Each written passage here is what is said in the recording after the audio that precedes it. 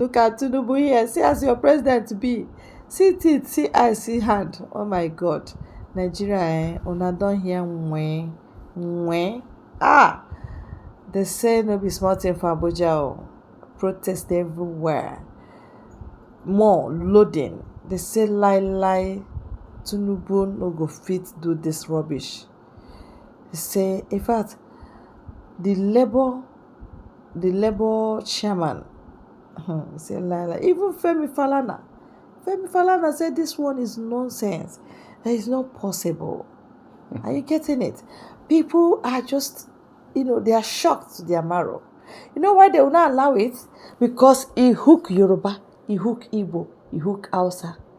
And again, there's something they found out, that NNPC has been sold, is now NNPCL.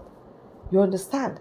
NNPC Limited is now a private company, and they are the ones setting the price that you will buy fuel. It is not done.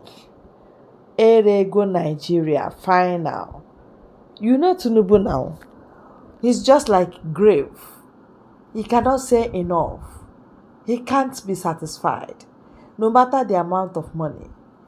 That has been him since. And I pity his people that know him too well, and yet they are fighting to give Obi's mandate to Tinubu. Had it been he won naturally, like he won the election, oh my God, why not? People will have to say, okay, give it to him.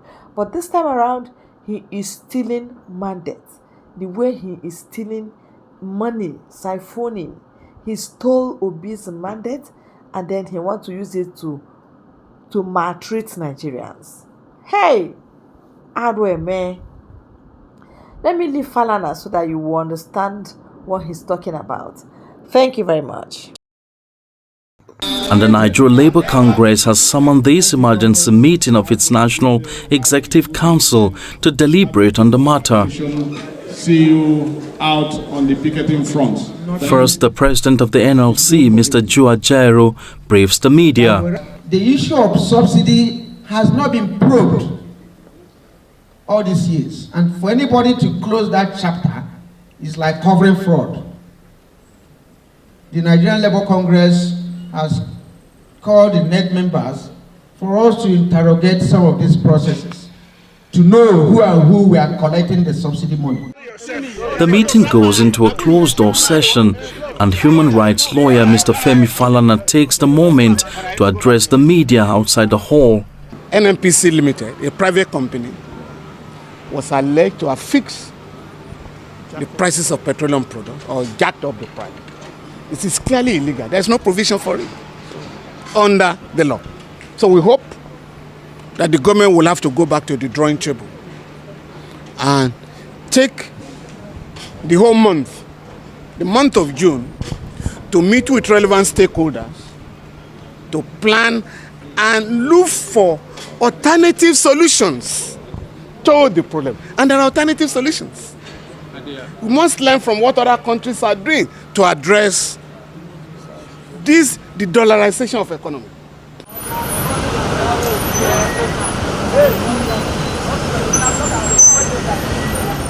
Nigerians have been paying through their nose for petrol and for transportation amidst other economic consequences since the pronouncement by President Bola Tinubu on May the 29th that the subsidy regime for petrol is gone. But the NLC National Executive Council has taken some major decisions, including not talking to any person without a portfolio. The president briefs the media. The NLC decided that if by Wednesday next week that the NNPC refuses to revert itself for negotiation to continue, that the Nigerian Labour Congress and all its affiliates will withdraw their services and commence protests nationwide until this is complied with. The NLC NEC therefore directed all state councils and all industrial unions to commence mobilization from this moment to make sure that this action is enforced. NLC has spoken, but will the government yield? Both parties are expected to meet on Sunday, June the 4th, 2023, and Nigerians are hoping that the dark days will be averted. Empress Simon. Hope you're hearing. That's what is going on. That is Tinubu for you. The earlier people run away from this mandate they are trying to give Tinubu, the better for them, because Tinubu is a deep grave. Deep grave. Even the whole money in Nigeria given to him as his private money, he will not still be satisfied. That is who he has been, and that is who he is. If you like, hit your head on the wall that you are a Yoruba person. If you like, support evil. If you like, say that truth is lie, lie is truth. My joy is that there won't be Yoruba market, there won't be Igbo market in Lagos. Okay? We are waiting. Everybody is watching. How will Yoruba survive it? How would Igbo survive it? People are crying. People will drop from their offices. They can't afford the transportation. If this hike cannot, commiserate with the money they are receiving from the office, people will be sacked. There will be much hunger. There will be, stealing. There will be a lot of things. Despondency, anarchy will start. All right? You think it's a small thing? Don't worry. Let this thing circulate to the whole of the products in the market. Oh my God. People will cry. People will smell rot before they eat. And you know what that means? Many will drop from school. It will cause droppings from school. All right?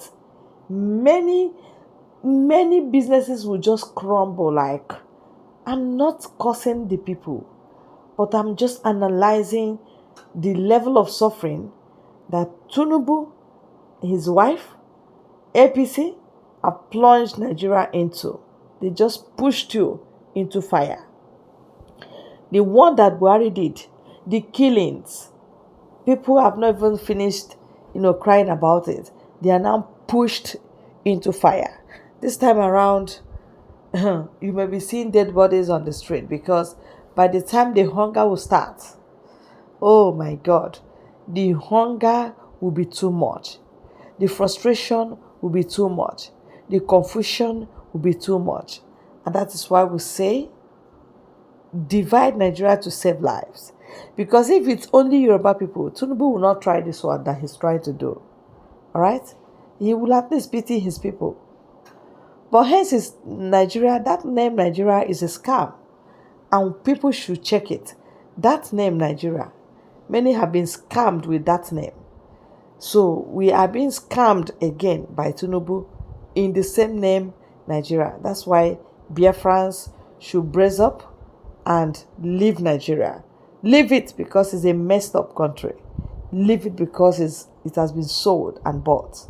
But that's the truth we have for you right now. Thank you very much.